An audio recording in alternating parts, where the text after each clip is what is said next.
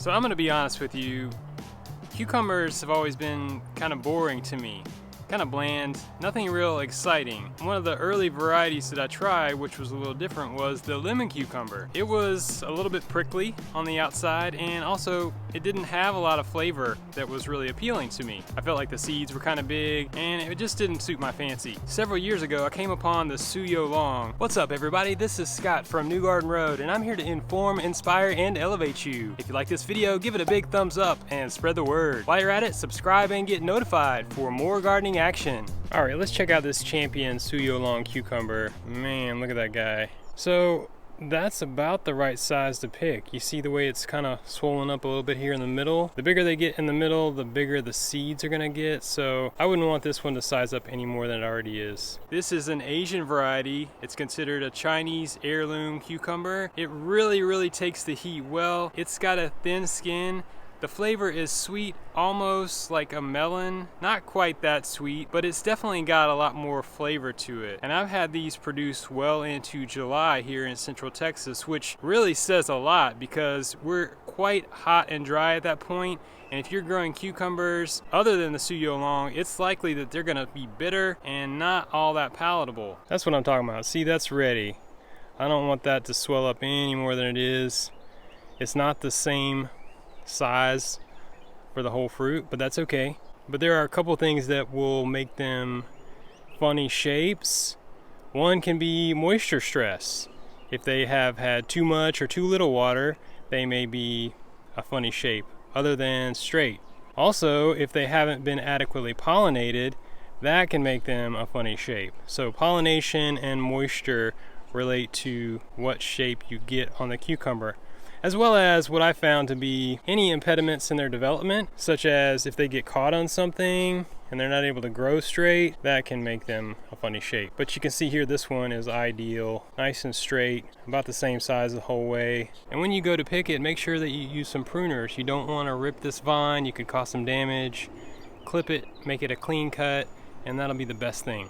I typically eat this cucumber raw. I like to slice it up in rounds. Sometimes I'll add a little bit of lime juice and some chili salt. That's really gonna add a lot of flavor and just kind of mix it up for you. It's likely that you will come out with a lot of these cucumbers, so you're gonna probably wanna experiment with some of those seasonings and see what you can come up with. They can be pickled. They're gonna be pickled just like other cucumbers. You wanna make sure that you're giving your cucumbers plenty of water. They're mostly water. They may take more water than your tomatoes and a lot of your other crops. So you need to look out for that and water them regularly. These are getting watered twice a week for about 2 hours using a drip system. You know, I try to be conservative in my watering, but I think that they could take some more water, honestly. Water is one of the crucial elements if you're growing cucumbers. The other crucial element will be fertilizer. You want to feed those veggies so they'll feed you. I like to use a foliar fertilization weekly that consists of fish emulsion, molasses, and seaweed. A lot of times I'll throw in an organic fungicide. I'll talk about that in a minute, but first I want to point out that I also like to side dress with a granular slow release organic fertilizer, something with the NPK in the range of 464. Right now I've been using the Sustain brand. That's a really great fertilizer that you can add every 4 to 6 weeks. It's going to build soil mass by adding organic matter, and it's going to give a slow release form of nutrients to keep your cucumbers growing. That foliar fertilization really helps with cellular vigor, gives them a quick feed, and like I said, you can add in an organic fungicide, and that will help you control some of the common issues such as powdery mildew, leaf spot, or the other wide array of fungal leaf issues that can take hold throughout the summer. So I know there are some fungal issues going on with this plant, but the thing is the percentage is low enough that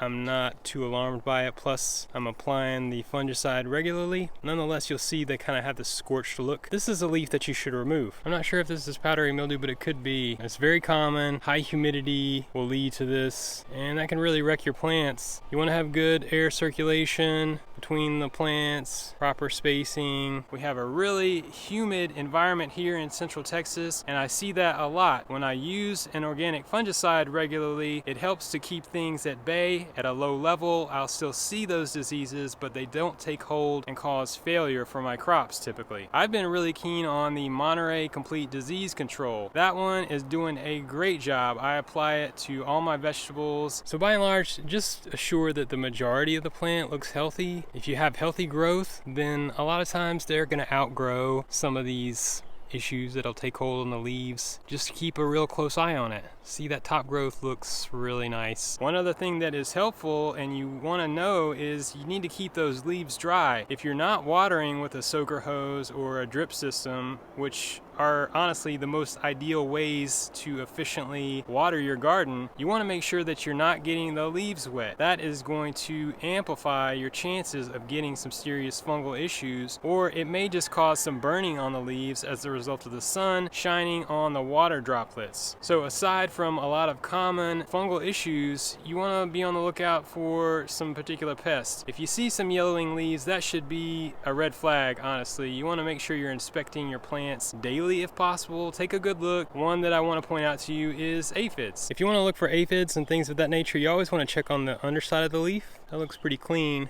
But aphids and spider mites are going to be underneath there. Those can be taken care of pretty easily with a strong blast of water, and then in about 3 days follow up with a solution of insecticidal soap. That's 1 to 3 teaspoons per gallon of water. You want to apply that with a foliar pressurized sprayer or a little spray bottle if you only have a couple of plants. It doesn't necessarily kill them on contact, but it will paralyze them and they'll stop eating and die. If you do that over the course of 2 weeks, about every 3 days, alternate between a strong blast of water and some insecticidal soap, you're going to be able to take the multiple generations that will be emerging on that plant and get them under control. And that should help you with the aphids. This is evidence of the leaf miner. There's a fly that will lay its eggs on the plant, and then that larva will burrow into the leaf and start eating, and it will emerge when it's mature. Primarily cosmetic damage. Shouldn't be something that you would worry about treating for. Truly one of my favorite crops to grow into the beginning of summer. They're gonna peter out once we get to the late July, August realm. It's just so hot, they really just fry in the sun. Until then, you can be harvesting 2, 3, even more every day. You can be pickling them, eating them fresh. They're one of the tastiest and most prolific cucumbers that I have come across. I really love growing them, and I encourage you to give them a shot. I got these particular seeds from High Mowing. That's a terrific organic seed company out of Vermont. You can find them in some other brands, but that's the particular brand that I've been growing here for the last few years. Now check out some of these other awesome gardening videos on my channel.